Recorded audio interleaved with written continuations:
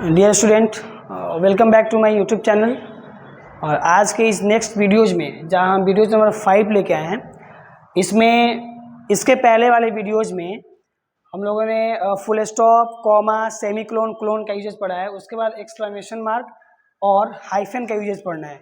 तो इसमें सबसे पहले हम देखना चाहेंगे कि जो एक्सक्लेमेशन मार्क है, ऐसे जो भी टॉपिक पढ़ाया गया है उसका डिफिनेशन, उसका सिंबल और उसका एग्जाम्पल सेटअप करके बताया गया। तो मैं ये कहना चाहूँगा कि इस वीडियोज़ में आगे बढ़ते हुए जब हम एक्सक्लेमेशन मार्क को लेके आएँ, जहाँ पे सिंबल भी दिख रहा है, उसके लिए 2 रूल बनाए हुए हैं। इस रूल के अकॉर्डिंग यहाँ पे एग्जाम्पल मिलेगा जहाँ आप बेहतर समझ पाएंगे। उसी तरह हाइफन जो हमारे इंग्लिश लिटरेचर में और इंग्लिश रीडिंग में बहुत बड़ा इंपॉर्टेंट रोल निभाता है, जो देखने में माइनस सिंबल की तरह होता है, उसका भी इस्तेमाल बहुत अच्छा है, जिसमें स्कार्सिटी ऑफ प्लेस में यूजेज होता है। फिर 21 to 29 तक के जितने कंपाउंड वर्ड हैं मैथ में, वहाँ लिखते हैं, वहाँ भी इंग्लिश वर्ड लिखते समय हाइफन का प्रयोग होता है। फिर जब प्रीफिक्स जब बनाते हैं, यानी किसी भी वर्ड में जब पहले कोई लेटर्स जोड़ के और प्रीफिक्स बनाते हैं, लेकिन शर्त ये होता है कि वॉवेल्स बार बार आते हैं, उसमें लगातार 2 बार आते हैं, तभी भी हाइफन का प्रयोग करते हैं। और कॉम्प्लेक्स वर्ड, जो बहुत सारे इंग्लिश के कॉम्प्लेक्स वर्ड हैं, उसमें भी हम इस्तेमाल करते हैं इसका। तो इस तरह से मैं एग्जांपल अभी सेटअप करूंगा और आप देख पाएंगे कि कैसे बन पा रहा है। तो एक्सक्लेमेशन मार्क के लिए सबसे पहले ये हमारा रूल नंबर 1 कह रहा है कि ऑप्टेटिव या एक्सक्लेमेटरी। ऑप्टेटिव मतलब हम लोग जानते हैं इच्छात्मक वाक्य होता है, जिसमें प्रे प्रार्थना, कर्स श्राप अभिशाप और विश कामना, ये सारे आते हैं। एक्सक्लेमेटरी सेंटेंस जिसमें सरप्राइज और वंडरनेस की बात होती है, वो होता है। तो इन दोनों तरह के सेंटेंस में हम इसका प्रयोग करेंगे।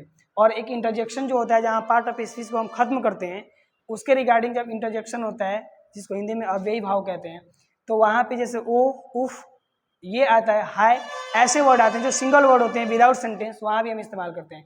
जैसे ऑप्टेटिव में अगर हम बना रहे हैं और एग्जाम्पल देख रहे हैं,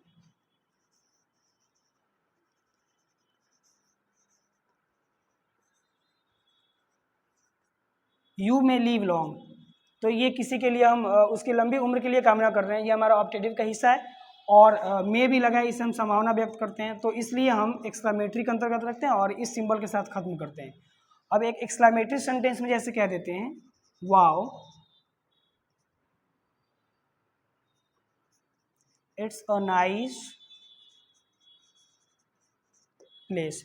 जैसे किसी प्लेस के बारे में सरप्राइज हो रहा है, वंडर हो रहा है, और हम कह रहे हैं कि वाह कितना खूबसूरत जगह है, तो फिर वाह के लिए हम यहाँ पे ले लेते हैं। तो ये तो सेंटेंस के रिगार्डिंग हो गया।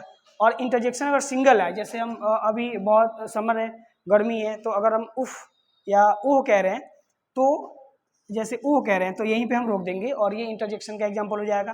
फिर उफ कह रहे हैं तो कर देंगे। फिर अल्लाह, फिर हुर्रा, ये सभी जो वर्ड हैं जो सिंगली आते हैं विदाउट सेंटेंस के लिए, तो इन्हें हम इन सभी सिंबल के साथ खत्म करते हैं। तो ऐसे में क्वेश्चन एक्सक्लेमेशन मार्क का खत्म हुआ। अब हम देख पाते हैं कि हाइफन का यूज करना है। तो हाइफन का यूज सबसे पहले स्कार्सिटी ऑफ प्लेस, यानी कि जब हम कॉपी पे राइटिंग करते हैं और उस समय एक लाइन को जब कंप्लीट करते हैं और उस समय किसी वर्ड का अधूरा रह जाना, जिसको हम दूसरे लाइन में लेके जाते हैं, वहाँ अमूमन हम क्या करते हैं कि बीच में माइनस की तरह चिन्ह को दिखाते हैं। बट इसमें ध्यान देने योग्य बात यह है कि जहाँ पे वर्ड अधूरा है वहाँ पे माइनस न देके, जब हम सेकेंड लाइन में जाते हैं जहाँ से वर्ड को रीस्टार्ट करते हैं, उसके पहले हाइफन का चिन्ह लगाते हैं। ये एक उसका ठीक रूल होता है। जैसे मैं ये बता दूं कि अगर ये एक लाइन है और इसमें मैं कुछ लिखते लिखते जाके और यहाँ पे फिनिश कर रहा हूँ और मुझे लिखना है कोऑपरेटिव, तो इस लाइन से जब आगे हम नहीं बढ़ सकते हैं तो COPE के बाद हम यहाँ नहीं देंगे, ये गलत है। इसको यहाँ पे लाएंगे हाइफन को, और इसमें के बचे हुए भाग RATIVE को कोऑपरेटिव से कंप्लीट करेंगे फुल स्टॉप के साथ। तो ये स्कार्सिटी ऑफ प्लेस के लिए हो गया।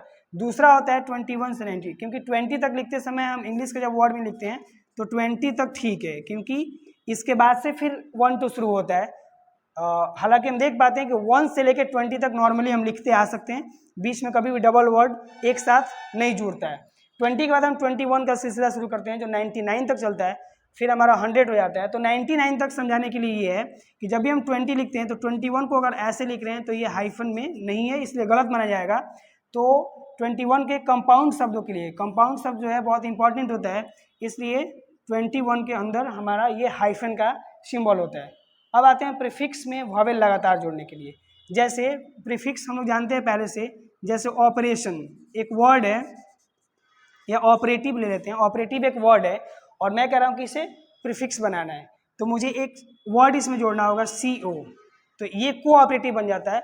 बट ये भी इंग्लिश ग्रामर के रूल से गलत है, क्योंकि हमें यहाँ पे डबल ववेल सीन हो रहा है और रूल कहता है कि जब ववेल लगातार आ जाए तो वहीं पे हाइफन का चिन्ह देते हैं और इसको कोऑपरेटिव पढ़ेंगे बट लिखेंगे इस व्यूज में।